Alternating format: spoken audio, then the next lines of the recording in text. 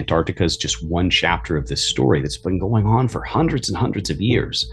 So Antarctica was a big reveal for mankind, and they covered that up basically. And that's where NASA came in, and all of the other NASA equivalent agencies, they're all working together. And that's why it's a massive evidence that the governments of the world are all falling directly in line under Satan's biggest deception. Hey friends, Sean from SGT Report here. That of course was Dustin Nemos. And you know that word I like to use, woo? Well, when we have a conversation about woo these days, it really should include all the lies of the deep state, including a bioweapon masquerading as a vaccine that they say is safe and effective, including a southern border that's wide open that they say is secure, including war after war after war, always based on a false flag, and don't even get me started about the weather weapons and the geoengineering. Friends, every single day, we're surrounded by woo from the deep state. Well, here's a conversation about the truth and the reality of Antarctica and what they're hiding from you. Thanks so much for tuning in. Before we start, just a quick word about our sponsor. Excess belly fat has been deemed the most dangerous fat of them all, as it's linked to so many health issues. Apple body shapes or large waistlines specifically are at higher risk for health issues than other body types. This is because excess belly fat grows deep in the abdominal cavity and puts pressure on some of the body's most vital organs. That's one of the reasons why me, along with so many other people, are turning to this amazing new product, which is thoughtfully formulated with science-backed ingredients that promote reduced fat storage, help to speed up the breakdown of fat, support weight management, reduce cravings, and boost your metabolism. It'll give your body the nutrients it needs to help supercharge your weight management efforts. The best part is, you'll get 51% off for the rest of this month or until they sell out. You'll also get a 60-day satisfaction guarantee and free shipping, plus other free gifts. Get yours right now by going to trimwithsgt.com. That's trimwithsgt.com. The link is below. Hey friends, Sean from SGT Report here. Thank you so very much for coming on back to the show. Guys, with so much tumult happening around the world, from Gaza to what happened in Acapulco, what's next? War with China over Taiwan? We're going to take a little bit of a break today, but guess what? We'll probably come a bit full circle here about the true nature of the world in which we live and our hidden history. What you're looking at right now is Antarctica. A little search over on BitChute or Rumble for the words Antarctica brings up all sorts of interesting things. Maybe a hidden history that none of you know very much about. Certainly I didn't know much about it. Is that Admiral Byrd's ship? Who was Admiral Byrd? What is the truth about Antarctica? Is it far bigger than we're being told? Is it an ice wall that surrounds this entire thing we live on? I don't know about that, but I think our guest, Dustin Nemos, will have quite a few things to say. His website is theserapeum.com, and Dustin joins us right now. Dustin, what do you make of these pictures we're looking at of Antarctica? They're certainly not shared in school books to children these days, are they?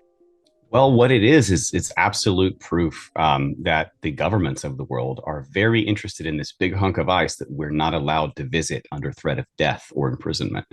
So, yeah, it's kind of a good kickoff to the topic of Admiral Byrd and Antarctica and kind of the mysteries that lie down there. In a minute, if I can, perhaps while you're talking, I'll do a search for an image I shared on my own laptop. It's sitting on the desktop somewhere, my messy desktop. And it's an image of what appears to be 3 pyramids taken from high above, high altitude, but it's almost undeniable that there are pyramids on Antarctica. By the way, that ship we just saw, what do you suppose that is? Is that the Admiral Byrd exploration? What do you make of that ship we keep seeing in these photos? There were so many expeditions. I would not be able to visually identify the ship individually. There was like the Cook expedition, the Challenger expedition. There was the Ross expedition. There were so many that tried to circumnavigate the so-called allegedly 12,000 or so miles circumference around the South Pole. But in reality, they went about 60,000 miles and still didn't complete it. And then they gave up. There has never been a successful circumnavigation of Antarctica. It's always too far, too big, and they circle the entire world and all 6 continents beforehand. Admiral Byrd is a great kickoff, but what we're going to go into today, it's going to not only prove the flood, which is where the ice of Antarctica came from much later in human history. It was not there for billions and billions of years. There's all sorts of ruins and there's all sorts of things that are underneath that ice. There's even old maps depicting dinosaurs and other things that were there before the ice hit, such as the map of the Sea Kings and others. So we can go down so many rabbit holes on this, but it all leads back to the modern deep state, the modern fake science, modern fake news, and exactly what's happening over in the Middle East right now. It's all connected. Well, if these pictures are to be believed, there was a flourishing culture of people that must have lived in Antarctica, a civilization that we're not being told about. And maybe we'll get there in this conversation with Dustin. But first, one of the things that keeps people coming back to this topic, Dustin, is the fact that there is a treaty among nations that prevents any of us from going there and exploring it. Don't you find that a little strange? Yeah, the Antarctic Treaty. And basically, that is itself absolute proof that at least a large number of the most powerful governments of our world are working together to keep one of the greatest deceptions ever, one of the greatest truths ever, on the human masses. They want us to not believe in God, so they're continuing to fake a globe Earth, despite having all the physical evidence that it's not a globe, despite having hit the firmament itself when they were looking for secret military bases from the Nazis and such during Operation Deep Freeze. And they basically were out there just trying to establish dominance, scouting for enemies. And when the dust settled, and there was a lot of drama. There was a secret war between the Nazis and the British Navy in Antarctica. People don't know about. There are pyramids under the ice, like you talk about. There have been so many expeditions. There was a war fought under Admiral Byrd with a huge contingency of our naval military down there. And we got our butts kicked by ships that are too fast for us to fight back against, that were flying around shaped like a disc.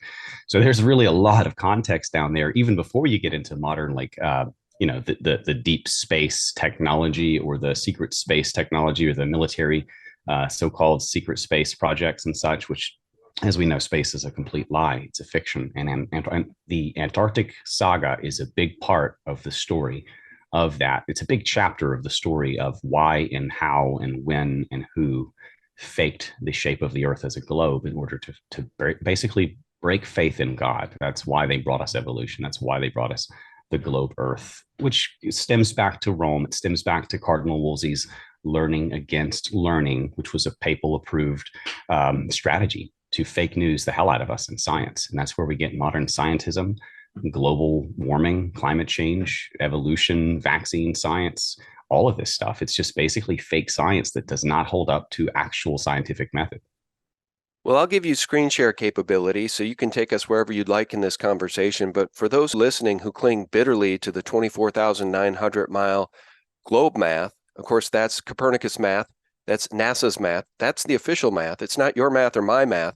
I like to say I'm a globe, as we're told, skeptic after doing considerable research into that particular area. But does one have to be a biblical Earth believer like you are versus a globe head to have this conversation at all? Or can this conversation appeal to those who cling bitterly to that official math? I think this conversation should appeal to everyone, no matter your belief or background. It's more secrets the government's keeping from all of us, and these secrets are going to affect all of us.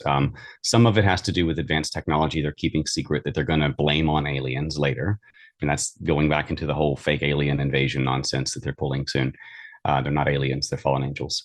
Genesis 6. And then there's also going to be aspects of this like massive resources that Admiral Byrd talked about. For example, quote, strangely enough, there is an area left in the world today, an area as big as the United States that's never been seen by a human being.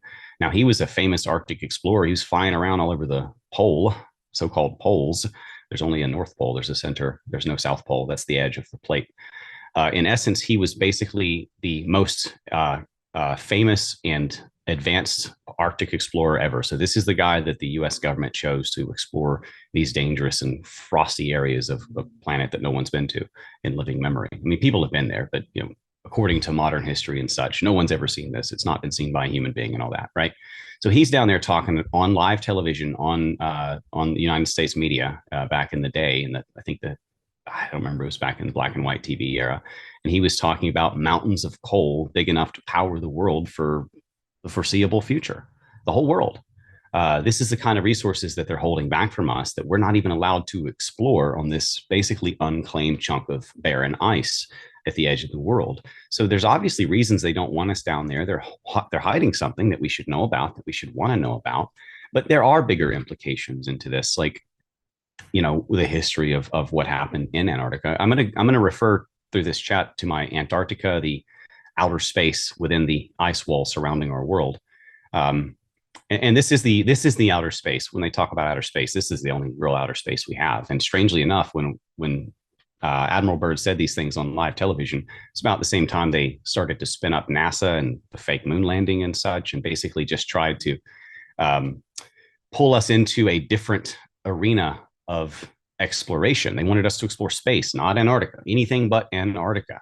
And that was sort of the theme. So they really started a propaganda campaign after they discovered physical proof of the firmament, physical proof of the edge of the world that they could not bypass, that they suddenly started to be very concerned with proving space to us. They started NASA and its equivalent outfits around the world, the symbol of which is a serpent's tongue speaking through a flat disc. All of them, same symbol, just variations of it, same symbol though. So, that tells you all you need to know right there. But going forward, they faked moon landing. They started to fake all this propaganda. They're still faking it today. They're still doing it just as badly, in my opinion, today, with harnesses and bubbles and drowning events and CGI and dropping things. All of these things that happens with their so-called ISS and their space missions, all named after pagan deities and such. So, it's basically a Freemason guild of actors. They're not very good actors, but they're liars, and they'll stick to the lie for the most part. Just look up the videos like Astronauts Gone Wild. That's a great one. Anyway, so going back over to sort of the events that led us up to modern history, there were many expeditions. The Discovery Expedition, the Gauss Expedition, the Swedish Antarctic Expedition. If you really want to go down some of the side rabbit holes, there was a war between the Nazis founding New Schwabenland, which was sort of a secret military base, and the British chasing them down. That was sort of hush-hushed. There was battles that happened in that. There were other things that happened also. For example, the Nimrod expedition between 1907 and 1909. This is where it really caught my attention, because Nimrod, as some of you may know, is a name from the Bible. It's a name that's big in the occult. The Freemasons basically worship Nimrod, or want to be like Nimrod, and he's their king and their royal king, basically underworld occult king. He's the opposite or antithesis figure to Jesus Christ, the Savior. When the Bible says he who was and is not and will be, it's referring to Nimrod, the Antichrist, the son of perdition, the guy who built the Tower of Babel, who was and is currently not, but yet will be, in the aspect that he's going to come back from the dead and fulfill every pagan mythology on earth all at once, because it's all of the same guy with different names because they were babbled. That's a lot to take in. Feel free to stop me, ask questions, challenge me on any of this. But with that context, Nimrod being this very important name and figure, when someone takes a Nimrod expedition on a boat called the Nimrod and settles at Point Nimrod in Antarctica, which is a place you can still find actually in the furthest south of Google Maps and such. You can look at it and read the little notes and such about the Nimrod expedition. Basically, it caught my attention. Now, this basically is proof that the occult people were already looking for something down there anyway. We don't necessarily know what, but we know that people who were into the occult and into these secret society type names were looking for something in Antarctica. I've got images from that, but that's really not the biggest part of this. This is kind of where it starts. That just shows that they already knew something before governments got there at all, because that was in 1908. And they were trying for a while before that even happened. Now, and back then, it's a huge risk to your life to do this. I mean, you're probably not coming back. Now, Operation High Jump happened way later with Admiral Byrd, 1946.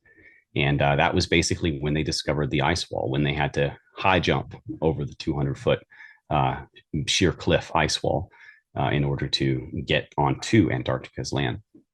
And then there was 1955, 9 years later, Operation Deep Freeze, where they were looking for places to put up military bases and such. And then that's where they discovered the firmament, I would argue. And then after that, they started to try to nuke it with Operation Fishbowl and Operation Dominic. If you can see the symbolism for those right there, I'll try to enlarge that a little bit so you can see it better. But the symbolism is basically a nuke and then something similar to an exploding lightning bolt with clouds. Basically, that's the symbolism in 1962 for Operations Fishbowl and Dominic. Now, Dominic is of the Lord or of God, if you translate it. So it's basically saying fishbowl of God as they're trying to nuke the fishbowl of God constantly, over and over and over for over a decade, with big bombs, bigger than they dropped on Japan, constantly going up into the atmosphere. There's videos of this. It's a fairly famous, conspiracy. But, settling back into the timeline, 1955, Operation Deep Freeze. Then 3 years after they found the firmament, they realized there's absolute proof of God. Mankind is going to turn against us. Mankind's going to wake up. So they founded NASA. They put together the biggest space propaganda outfit ever conceived, at least on this side of the flood. And they started to speak through the symbolism of the forked tongue through the disk that we're on a globe Earth, a cannonball covered in water, where we can barely feel the breeze go by as we shoot through space with a shotgun blast of all sorts of various planetoids and gas and exploding things behind us. And it all just sort of works and lines up, and Polaris lines up every year the same spot. And, we don't blow off the surface of the planet. All of the water doesn't just fall behind it. It's not like a comet or anything where most of the ocean's at the back, like a teardrop or a tail or something. None of that stuff happens, but that's what they tell us. That's what we should believe in their 666 math science. None of it checks out according to actual scientific method. That's why I call myself a scientific fundamentalist these days. It triggers the hell out of them. But basically, the firmament is the Van Allen radiation belt, the stuff that they used to tell us they could not get through and live. But now suddenly everybody's just flying through it all the time. I mean, well, let me just pause you there. I've never heard that the firmament is the Van Allen belts, and I might dispute that. So the Van Allen radiation belts, which NASA claims that they successfully sent men through safely when we went to the moon back in 69, 70, 71. I can assure you that didn't actually happen. Mm-hmm. By the way, when Neil Armstrong stepped off the lunar lander, who set up the camera to film that first shot? There's that foot coming down. There he is. There's a foot coming down the steps. Who's shooting that video of him stepping off the lunar lander? I mean, come on, guys. This is stuff a child could figure out, and I think many children have, just because they're curious. And when they're presented with incredibly dubious information as children, they tend to question it. But we as adults who've been indoctrinated into it, a lot of times we lose our curiosity and our ability to question. So just an observation. I'd never heard that, though, that the firmament is the Van Allen radiation belts. Certainly it could be something else, correct? Yeah, I'm speculating there, but we have basically they're both impassable barriers. Now, suddenly NASA says that they can get past it, more modern science. But even as late as 2015, just 8 years ago, we had scientists quoted as saying we can't go past just the atmosphere of Earth. All of their so-called science is full of lies, and it falls apart with scrutiny at all, just like evolution. But certainly their lies contradict one another. If you just listen to what they say, you can use their own words to debunk them. You can use their own footage to debunk them. You don't have to just deep dive on conspiracy websites. Just ask good questions and pay close attention and compare and contrast, and you'll see all sorts of lies that become self-evident. Yeah. Well, if I could, I mentioned kids. Yeah. Let's watch a clip from a show that is essentially made for adults, but looks like it's made for kids, The Simpsons. There's Stanley Kubrick working away on his film editor with A Clockwork Yellow dailies, and right below that, the canister of film from the fake moon landing. You got to love The Simpsons. Let's watch a little bit of this as they deconstruct reality that's shoveled down our throats every day. Wow. Do you know what that means? A Clockwork Yellow? Yeah, Clockwork Orange. It's a play. But what does it mean specifically to this show, do you think? It's a daily, and they're putting dailies underneath it. That's a daily dose of being clockwork oranged in your head by watching the yellow show, apparently. Oh, good point. Oh, that's an interesting point. You got to love this, too, because they dismantle the Apollo missions as well in this clip. Nice. So it's a sci-fi expo. All the kids showing up to support their favorite sci-fi shows. And there's Neil Armstrong. This man has actually been in outer space. Nobody cares. This is one small step towards firing your ass. All right. I think we get the point. But I think that is true. It's all science fiction, right? We should remind people that NASA, they were working with Walt Disney. They were working with Jack Parsons, right? Somebody who was into the occult. And believe it or not, they were working with L. Ron Hubbard, the guy behind Scientology in the early days of NASA. You can't make this stuff up, guys. That's the truth. Yeah. And those guys play a fairly integral part of this scheme as well. We could go into, Jack Parsons, no scientific or engineering background, and yet he suddenly fathered modern rocketry with all of the rockets that they use to fake science and space and such, and other things. There's so many segues because it truly is all interconnected in a big circle. But trying to keep myself to the theme there, because I do tend to rant. 1959, immediately after NASA was established, 1 year later, these governments came together and had the Antarctic Treaty and said people can't go here ever, basically, and they will kill you or shoot you down or arrest you if you try. I think it's the 60th or 80th parallel. They won't let you go past it. You'll see things, that you're not supposed to see. If you want to visit Antarctica, you have to pay a lot of money, and you can visit like a tiny little slice in a controlled tourist package. And if you go beyond it, there will be soldiers or planes or bombs that show up to you. Now, we already talked about 1962 Operation Fishbowl of God. So now let's go straight to 1969, Apollo 11, Apollo being another name for Nimrod, the Apollo 11 fake moon landing, which everybody knows is already fake. If you've done any research, that's pretty much number one conspiracy that many people come to. It's fairly inoffensive at this point. So I think it's a fairly safe conspiracy that people can get behind, so to speak, without having to take any risks. So I think that's why it's one of the popular ones. It's stuck, but it's one of the many that come back to a circle. Anyway, so there's many aspects of this. I just want people to realize that this is the timeline of the hidden history of Antarctica. Now, there's more to it than just this, but this is sort of the context. The government's there.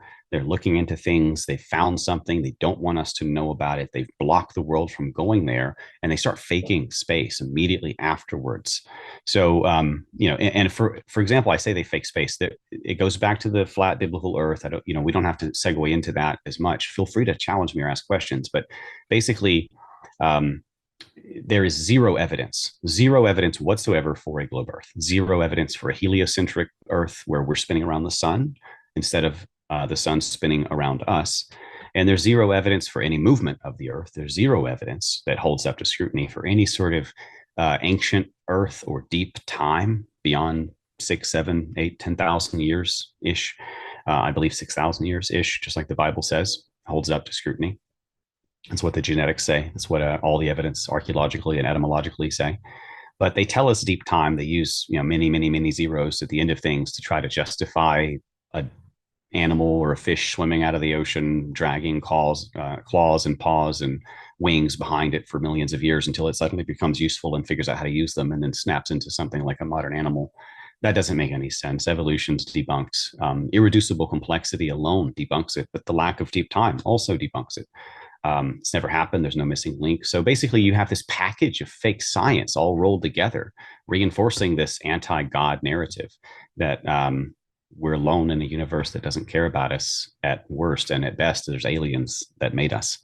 So they don't want to accept that there's a God, despite all of the evidence pointing toward it. The map. A lot of people in the flat Earth community like to use a false map. It's the best one that they got. It's what the government uses. It's the USGS map. It's the UN logo. People recognize it. It's kind of accurate, but it's not really. There's a huge ocean between, for example, Russia and Alaska, where there would not be. People windsurf across there all the time. It's just a couple miles. So basically, it's a little bit too stretched. This is a globe being stretched flat. It's not the right map to use. But it's more accurate than what we're being told is the official maps of today. And that's why they keep changing the size of the geography. The map issue is a completely different segue. The maps are completely inaccurate, what we've been taught. This is making its way into modern TV shows. But I made a claim earlier, and I wanted to back it up also real fast, that the Antarctic ice was a result of the flood. Now, many people haven't really studied flood science, but I think what makes the most sense is something called I can't remember the official scientific term for it off the top of my head right now, but it's basically where the flood erupted from the waters below and the ocean ridges that we still see, like mountain chains down there venting hot water.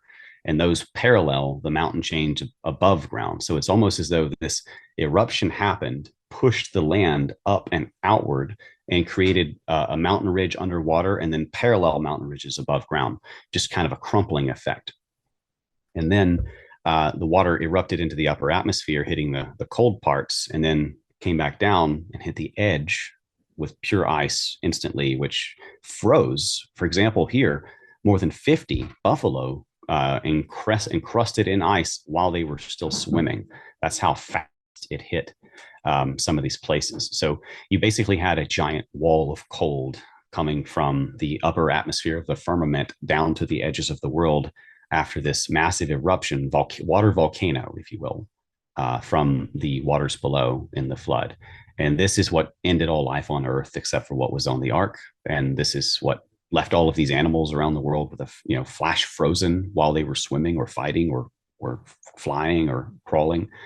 And it also left animals in sort of the death pose where mud was in their lungs. Many dinosaurs have been dug up with mud in their lungs in the famous death throw where they're sort of pulling their head back and over because they can't breathe. They're suffocating in the mud. And many of them, died in mid-fight. Many of them, in fact, I don't want to be vulgar, but some of them had erections still out as if they were having sex mid-freeze. So this is the sort of evidence that a scientist can use to point to sort of a sudden flash freeze event. And it all goes back to, in my opinion, the flood. And this flood is what covered Antarctica, which previously was mapped with life, with depictions of things like dinosaurs and other animals, and even cities and kingdoms and civilizations in the pre-flood era. What I sort of refer to as the pre-Sumerian age of Atlantis. Sometimes I use that terminology. And they also found, for example, in certain places, they found temperate vegetation like redwoods, or even tropical wildlife, such as maybe like alligators and such, in the flash frozen cold areas as well. So beneath the tundra, there's all sorts of secrets pointing to the ancient world. And there's so much more context here, but I just wanted to sort of link it back to the Bible, link it back to the flood, validate that, and explain why we have a frozen rim of the world, Antarctica, anyway. And it was not always frozen. It was mapped, all that stuff. So, that context, I'll stop. If you have any questions, we'll address those first. But I just wanted to qualify what I said, and not just, extraordinary claims require extraordinary evidences. I believe that. I don't want people to just trust me or anything. I want people to know these things for themselves. Sure. Well, I didn't really jump in there because I don't have any way to combat anything that you've said in terms of the flood.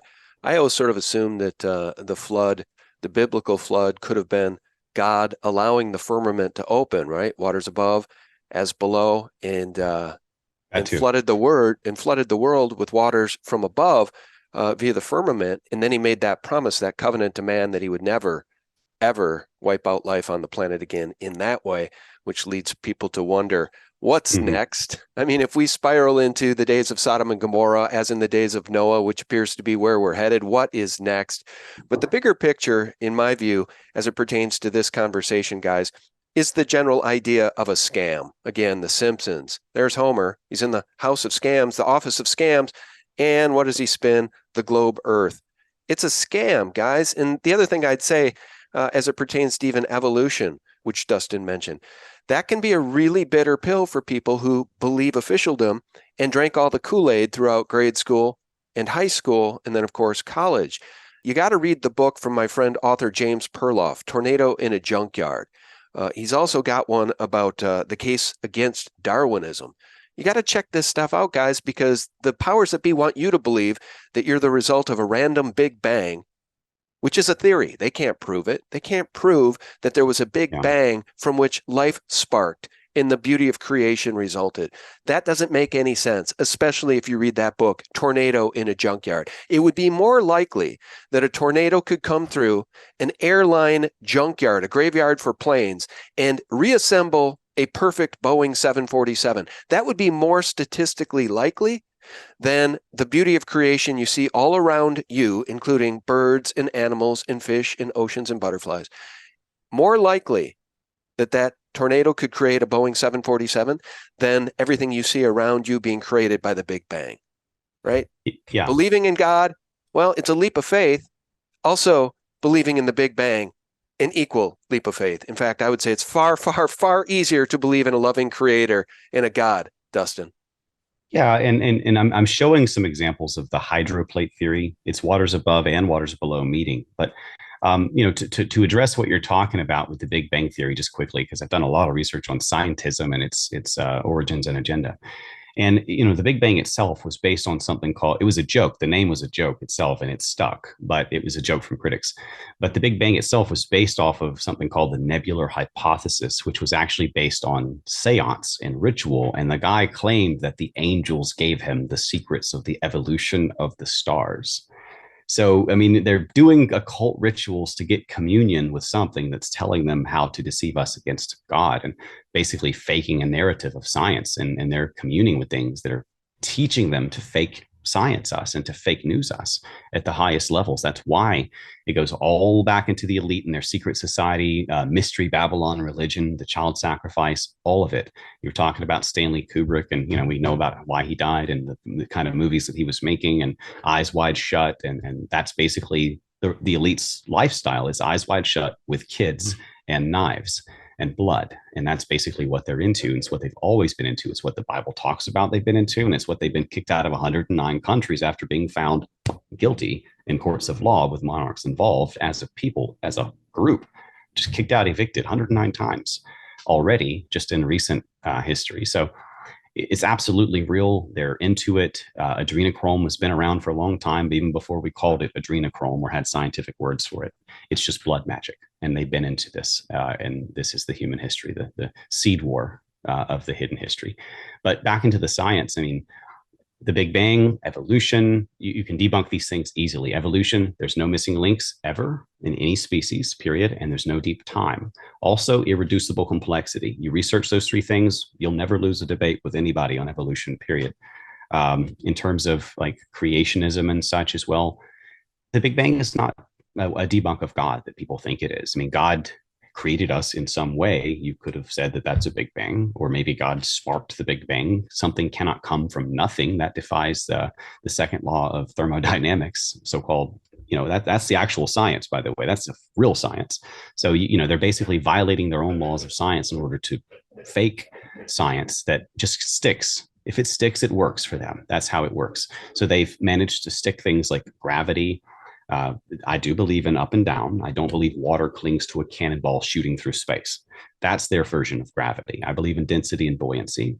Even Newton himself thought gravity was stupid. I can quote him if you like. And he thought no sane person with any sort of background or education would believe it. So he did not want he did not want gravity ascribed to his name. And he was an alchemist who wrote thousands of words on occult ritual and alchemy, and he died trying to perform ritual alchemy, drinking mercury. So you've got all these so-called scientists that are the foundation of our modern belief system. 5 or 6 guys who before them, we had this Aristotelian view of the world where everybody still conformed to the biblical worldview. Everybody on earth, doesn't matter the religion, it's a flat world, bubble on top, God made it, it's the center of the universe, doesn't move, all that. But after Kepler, Galileo, Copernicus, Newton, and a few others, Descartes, for example, suddenly people are believing in the heliocentric globe Earth. We're spinning around the sun worship, sun is the center of the universe nonsense. And that's kind of what has stuck over the last 500 years or so. Even in the Reformation under Martin Luther, they were fighting the fight because as people were able to read the Bible for themselves, people like Martin Luther standing up to the Catholic Church and their fake news propaganda and their fake science, while this battle was still raging hot, and the Catholic Church began to lose so much ground and faith and power over people's minds and hearts and souls, and politically as well. There was even a war when the Spanish tried to invade the British over this because they wanted to resubjugate them to the Catholic way of life and belief system. And before that, Catholics have basically been burning Christians at the stake with their Bible tied around their neck through most of history because they didn't want it to spread. They didn't want people to read the Bible for themselves. So the Roman Church, really evil, has always been that way, killing many Christians. But then Tyndale, he published an honest translation of the Bible, not a perfect translation. He did not have access to all of the records and information like the Dead Sea Scrolls and stuff, but he tried. He was a master of 6 different languages, and he was martyred. He was killed for giving us the English Bible with a printing press. Basically, he had access to mass production, and he used it, and they killed him for it. And then they still burnt him at the stake after they killed him for it because they hated him so much they wanted to make an example. But his work is the foundation of the modern English Bibles. That's where they got the King James Bible from. They just stole it from Tyndale without crediting him after he was murdered. And in essence, you start to see people like Luther fight back against the deep state of Rome itself by using the Bible, quoting the Bible, to debunk heliosorcery or heliocentricity lies. This a lie that we're spinning around the sun. Luther would ask, for example, with his writings, he would say, and I'm trying to quote off memory here, he would say, "But did not Joshua bid the sun to stand still and not the earth?"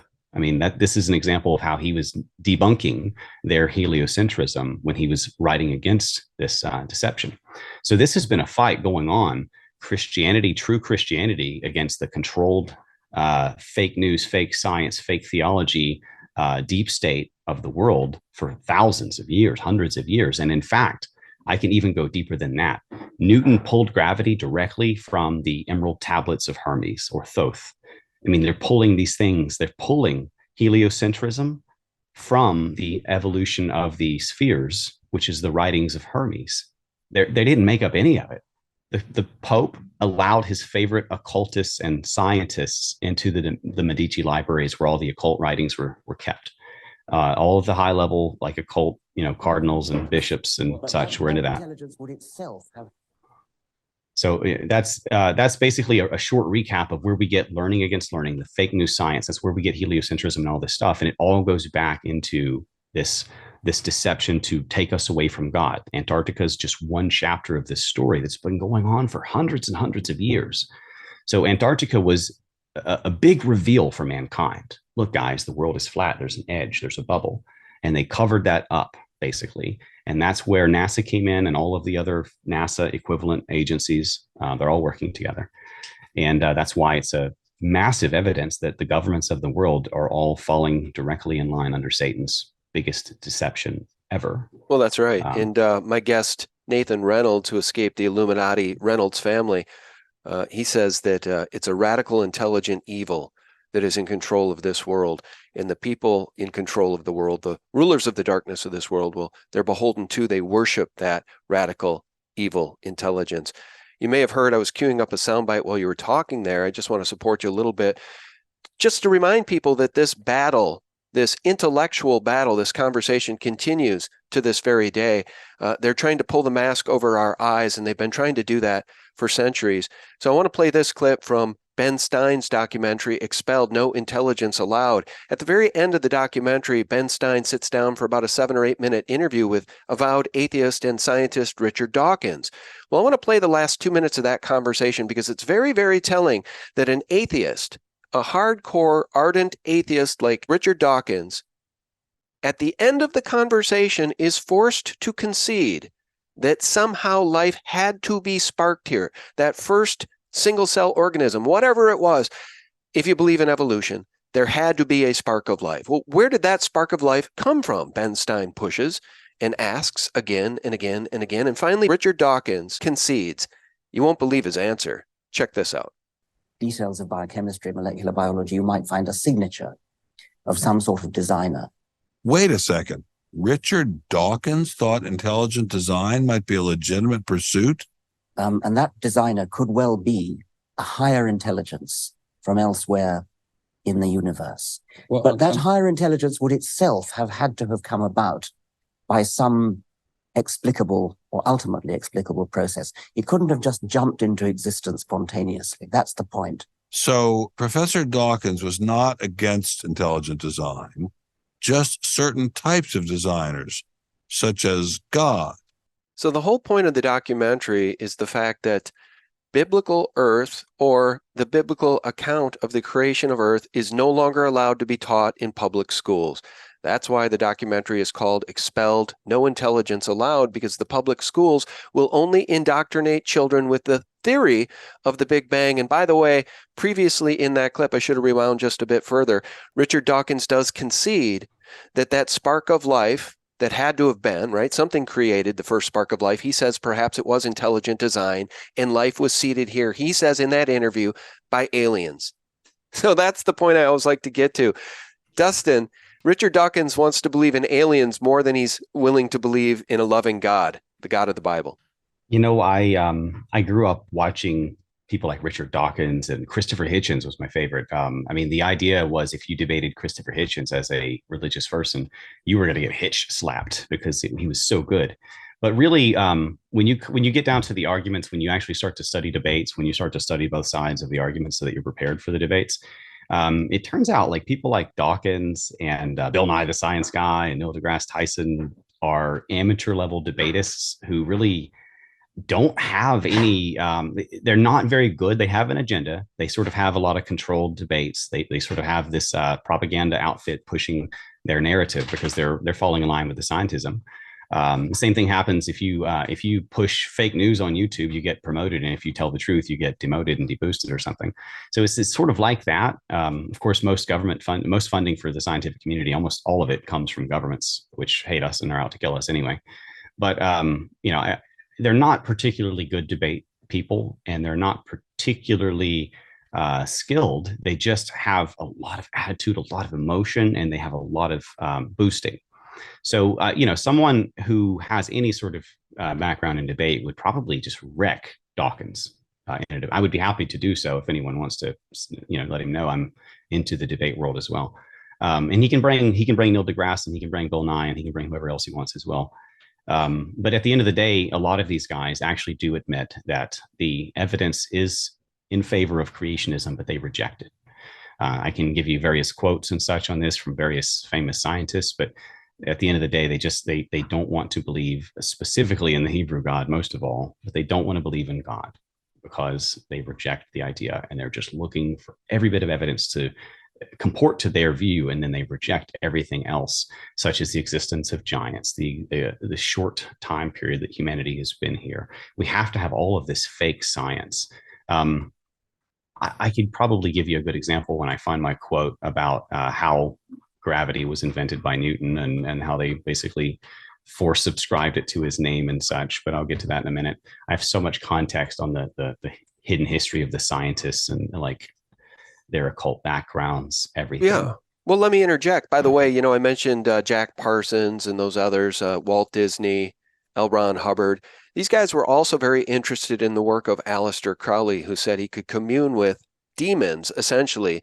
Yeah. They're portrayed as aliens, but really they were demons. And the other thing I wanted to add is that, I was going to tell you something else too, and the thought just escaped me. So continue, Dustin. If I recall, I'll jump back in.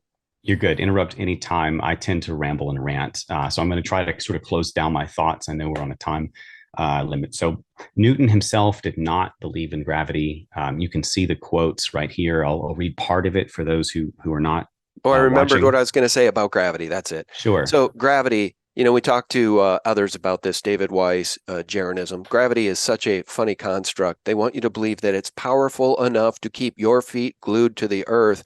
But a child's balloon filled with air, that can escape gravity fairly easily with just a push or the blow of the wind And in addition to that, gravity is so powerful, it can keep the oceans tied to this ball that's spinning through space and time at what, 66,600 miles an hour, we're told. Isn't it something like that, Dustin? The 666 math is what I call it. Yeah, it's filled with it, and 33s and things that don't really check out. For example, curvature math. You can see the Alps from 700 miles over the so-called curve of the Earth that does not exist. From the UK, you can see Chicago's skyline over 60, I think, miles across Lake Michigan, and they call it. All of these examples across the world, lighthouses, mountains, everything, everywhere, just proof for our eyes. There's all sorts of evidences out there, but people reject it because what it means is there's a God, and there's all sorts of theological and existential crises that happen in people's minds. It's the ultimate cognitive dissonance for an atheist. Well, that's right. What it is too, what it means is a giant hole blown through their paradigm. Right? Yeah, the paradigm of the globe Earth that they've been indoctrinated to believe since birth. And by the way, it's infrared photography now, which blows a hole in that official 24,900 mile math. That's fixed math. If we live on a ball, a sphere, then the math cannot be changed, right? There is a fall per mile squared that hides things from being seen because of the nature of the ball. However, infrared photography blows a hole in that math. We can now see far, far further than we ought to be able to see if we lived on that specific 24,900-mile ball. And I'm not a flat earther. I'm a globe as we're told skeptic. Either this thing is far, far larger than they're telling us, or just the nature of their globe Earth is incorrect. It's just that simple. It's their math. It's not my math, Dustin. Yeah, and I'm going to power through a couple quick points. Newton did not want gravity ascribed to him, and he said it was, quote, so great an absurdity, end quote, for anybody to believe, really, because it didn't make sense that gravity would innately impact everything with no other connection or medium. You can pause and read the quote. I want to power through a few more things. Here's the quote from Cardinal Wolsey, Learning Against Learning. That was the creation of the official government tactic of fake science news. If you believe in fake news, then you know about how it works. Just apply that to the scientists. Same thing. Fake science. That's how it works. It's called scientism. Welcome. You now have many of the rabbit hole pieces put together. But many people who accept fake news reject fake science because it changes their religious and theological paradigm, and it presents things like accountability and God and judgment and eternal life or death and all these other things. And it's confusing. It's a mess. There's all sorts of different gods that you have to figure out which is the right one. I mean, as an atheist, when I figured out biblical Earth, I knew God was real, but I had no idea which God it was. So I had to determine based on the books and the historical context, which one. And there's only one God and one Bible that have accurate miracles and prophecies just by the hundreds that are always accurate 100% of the time in fine detail, hundreds or thousands of years apart every single time. And that is absolute evidence of a divine author to those books or a divine inspiration to those books.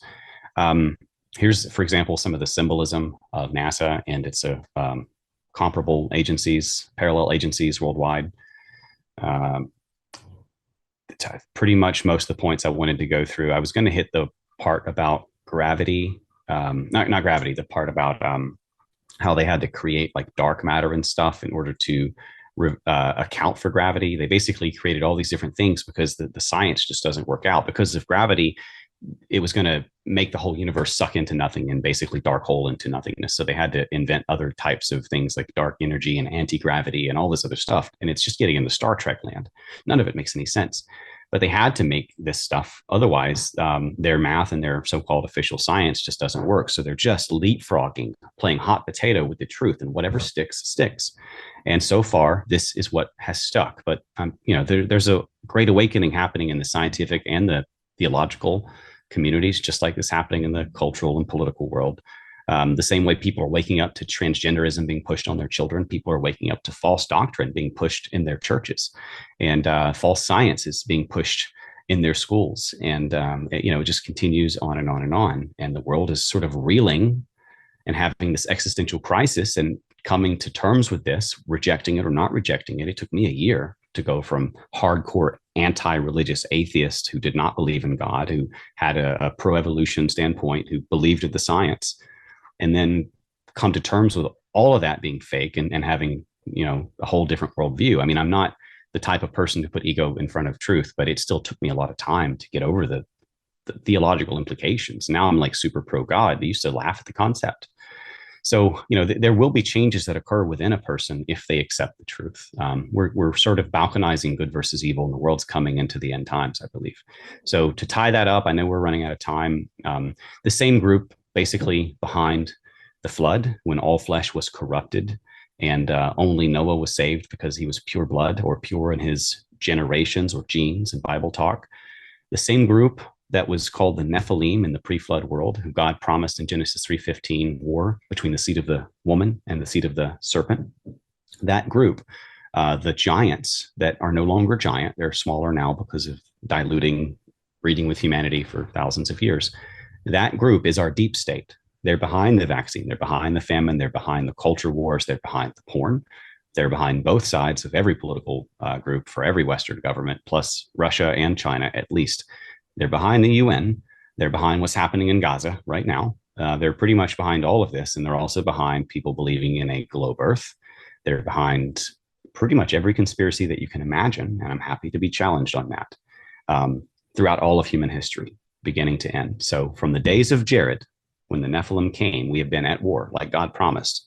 with the Edomites, the Amaleks, the Canaanites, the Nephilim, the Raphaim, all of the different names for these giant tribes that God promised us that we would be at war with. God told us that because we refused to kill them all, he actually replaced Saul with David because Saul refused to kill them all. So he told us that because of that, in Judges 1, we will be doomed to have them rule over us and subjugate us, and he will not kick them out of our nations anymore, but they will basically be our deep state and punish us and test us whether we will follow his law or not, like our fathers did, right there in Judges 1. I mean, God was warning us that we would have a deep state, that this specific tribe, the Edomites, the people who were calling themselves Israel right now and bombing babies by mass and faking baby death propaganda, atrocity propaganda, right now, so that they could ethnically cleanse their neighbors who were basically poor widows and children, whose husbands are mostly already dead from this same group, bombing them throughout their entire lives as a subjugated people, an occupied nation. The deep state is the Nephilim, and they literally worship Satan. They have literally been kicked out of 109 countries for adrenochrome, basically. And my point is trying to connect all things back together, historically, conspiratorially, scientifically, culturally. It all goes back to this. There is a deep state, and they are the children of Satan, literally, the Nephilim. What's left of them? What's left of that seed of the serpent genetics? Well, it used to be elongated skulls, 30 feet tall, 6 fingers and toes on each limb, giants with double rows of teeth that used to eat our babies for fun. They still do. So this is the end times sort of setting where we find ourselves. The great deception in the Bible, I believe that's fake science, scientism, evolution, globe earth, all of it, global warming. I believe that, especially the stuff that breaks faith in God, space and evolution and ancient time and all this deep time, those I call the great deception that the Bible talked about. Yeah. So we're primed, we're ready. They have a lie for every truth. God's people, the Europeans, don't even realize that America is Israel. Europe is Israel. The UK is Israel. The 13 lost tribes, of which there are 13, not one, of which fulfilled all of the prophecies 100%. That Israel's supposed to fulfill. And specifically Leviticus 26:18 right there, it tells you the date, 1776. You're going to get your land back. When is that? America. Same thing with UK.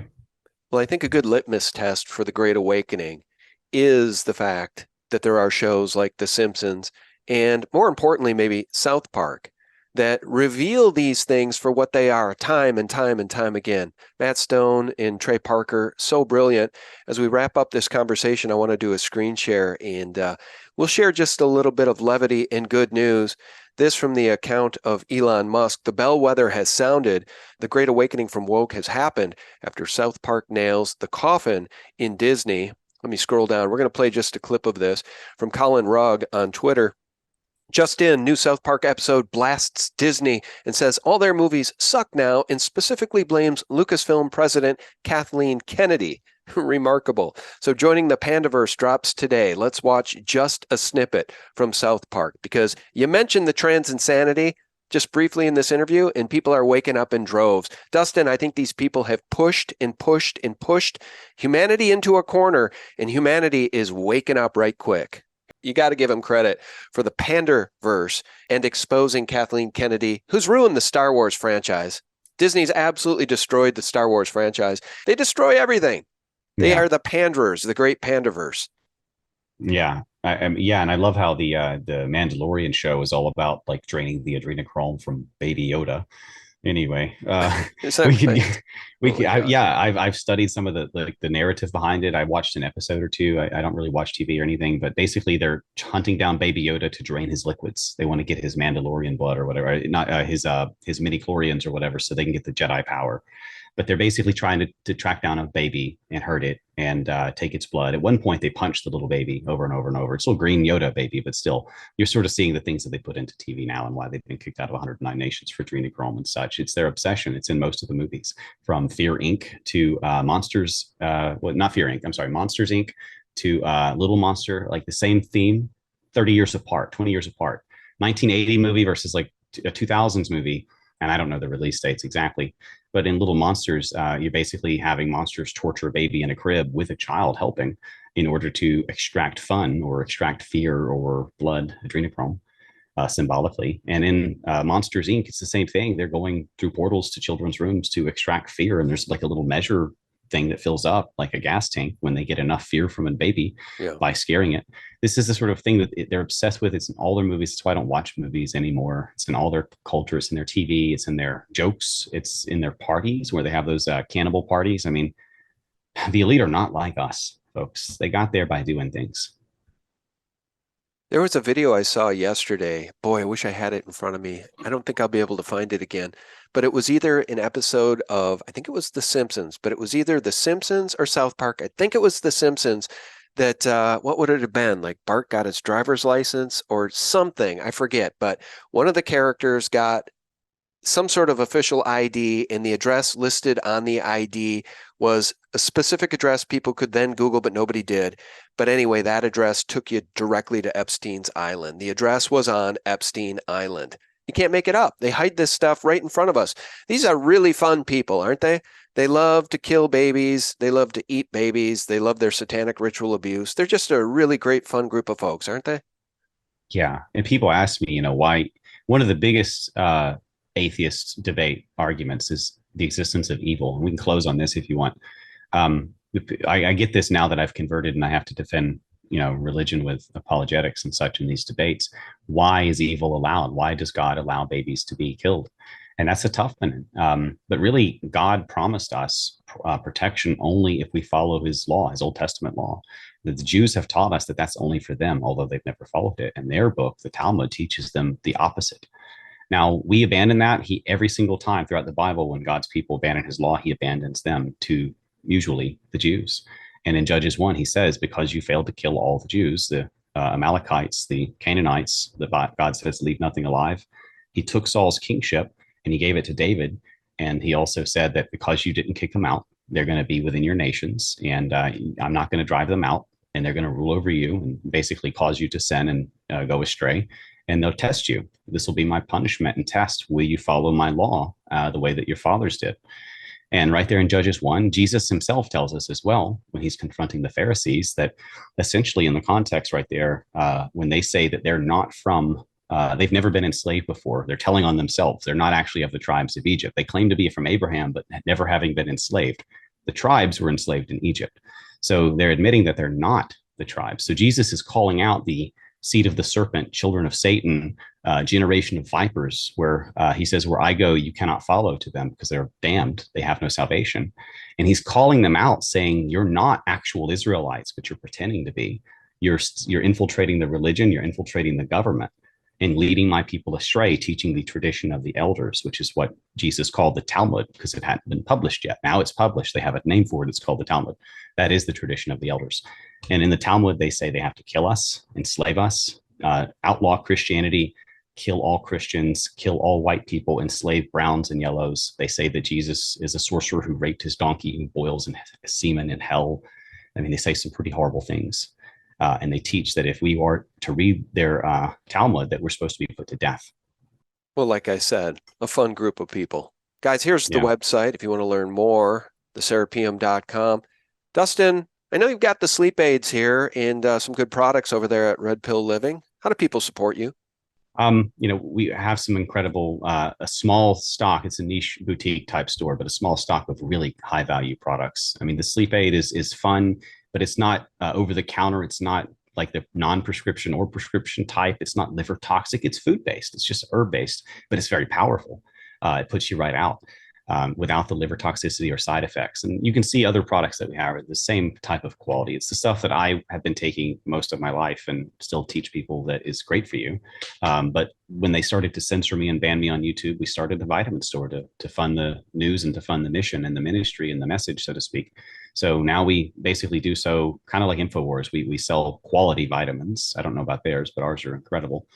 And, these things work. I love them. I swear by them. And, support us that way or through donations. Just share the links, whatever. Thank you for having me on, Sean. Yeah, you bet. I couldn't more highly recommend the liposomal vitamins, vitamin C in particular.